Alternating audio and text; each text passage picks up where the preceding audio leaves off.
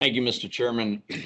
I think what we're going to hear today are two competing visions for how we help rural America. On the one hand, we're going to hear that the federal government must play the central role. Just expand the size of government, increase spending, put more people on welfare, have more government programs, and that will solve the problems.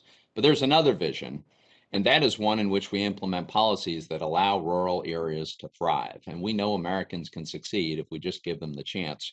One of the many spectacular examples of this was the U.S. energy renaissance of recent years. It's been a game changer for so many rural communities. My home state of Pennsylvania has a lot of rural areas, and some are certainly struggling, and others are thriving. I don't know any of them that want to be long-term dependents on the government. The goal should be to have thriving communities of self-reliant people. And as we consider the state of the rural economy, it's important to remember where we were just a little over 1 year ago. Because before COVID came along, we were experiencing an almost unprecedented economic boom, including in rural America. We had the lowest unemployment rate in 50 years. In rural America, unemployment had dropped to 3.5% in 2019, its lowest level in a decade. Nationally, including rural America, Blacks and Hispanic unemployment rates hit all-time lows in 2019. We had more jobs than people looking for jobs. We had a record low poverty rate. We had wage growth across the board, and wages were growing fastest for workers of the lowest income. So we were narrowing the income gap. These are all objectives that my Democratic colleagues say they support. Well, we were achieving them just over a year ago. My suggestion is let's get back to the best economy of my lifetime.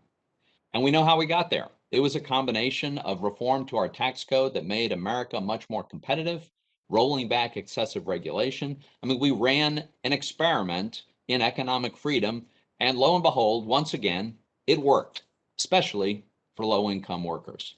An important part of that whole story was America's energy renaissance. In 2019, the U.S. became a net energy exporter for the first time since 1952. We did it in large part by becoming the third largest exporter of liquefied natural gas. And as gas replaced coal as the fuel for America's power plants, CO2 emissions actually declined. Not relative to projections, they actually declined in absolute terms. In fact, in 2019, the US led the world in reducing energy-related CO2 emissions. In 2019, we had the lowest CO2 emissions since 1992, the lowest per capita CO2 emissions since 1950. And across the country, oil and gas industry was supporting more than 10 million jobs, very often in rural communities. In Pennsylvania, which is the second largest producer of natural gas, the oil and gas industry has supported 300,000 jobs up and down the supply chain. A majority of the gas production in Pennsylvania occurs in rural areas, like Susquehanna County.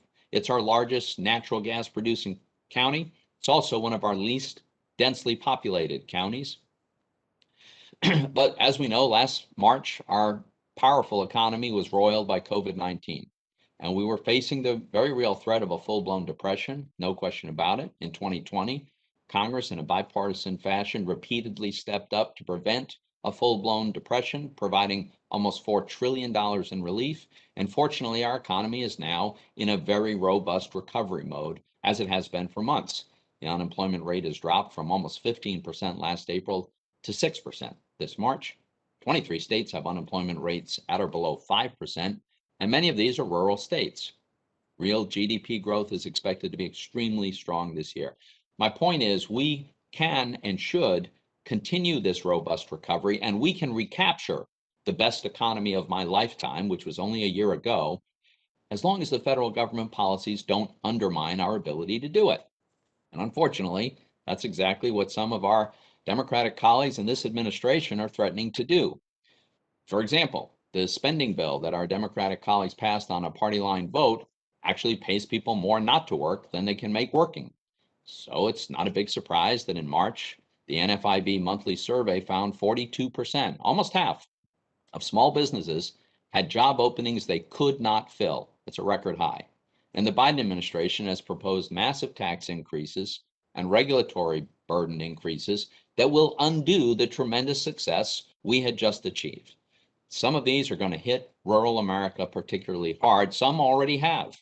Take, for example, President Biden's termination of the construction of the Keystone oil pipeline. He's indefinitely banned new oil and gas leases on federal lands. The Biden administration is also seeking to coerce banks and investors to stop providing capital to fossil fuel companies and stifling U.S. agricultural exports by maintaining tariffs on Chinese goods and materials. Today, we're going to hear from two witnesses about the harm that's been caused by the attack on the energy industry and particularly the harm to rural communities. Kathleen Skama is the president of the Western Energy Alliance. She'll testify that these policies cause significant job losses. And Senator Affie Ellis is a member of the Wyoming Senate. Her state ranks first in the nation for natural gas production on federal lands and second in oil production on federal lands. She'll describe how the leasing ban harms Wyoming's economy and education budget, which receives substantial funding from federal energy royalties. I wish we could all agree that it would be a worthy goal to get back to the best economy of my lifetime. We can do that without wasting more taxpayer dollars, without imposing massive tax hikes, and without increasing regulatory burdens on businesses. We should be rolling back the harmful Biden administration policies that are threatening the U.S. energy renaissance. And if we did, we'd be doing a lot of good for the rural economy. Thank you, Mr. Chairman.